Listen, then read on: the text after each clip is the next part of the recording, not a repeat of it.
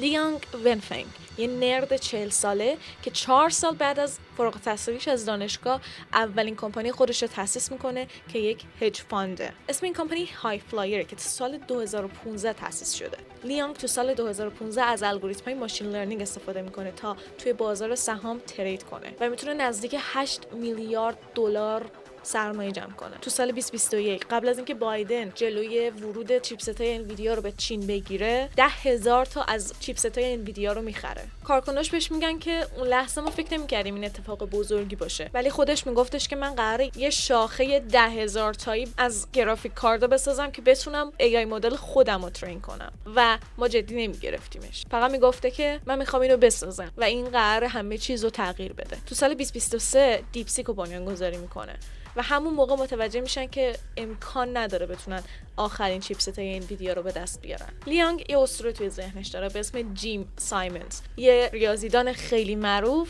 و دقیقاً یه هج فاند منیجره. یه جمله از اونو برای همکارش بازگو میکنه. There must be a way to model prices. دیپسیک با 1.4 میلیون دلار سرمایه شروع میکنه و در طول زمان نزدیک 6 میلیون کلاً برای آخرین مدلایی که طراحی کردن خرج کرده. هرچند که موفقیت دیپسیک با وجود کمبود امکانات و کمبود سرمایه خیلی بزرگه، ولی برای رقابت طولانی مدت با چت جی پی تی دیپسیک نیاز داره به آخرین چیپست‌های انویدیا و از اونجایی که آمریکا ورود این چیپست‌ها رو به چین ممنوع کرده، ممکنه دیپسیک تو طولانی مدت نتونه با چت جی پی تی رقابت کنه.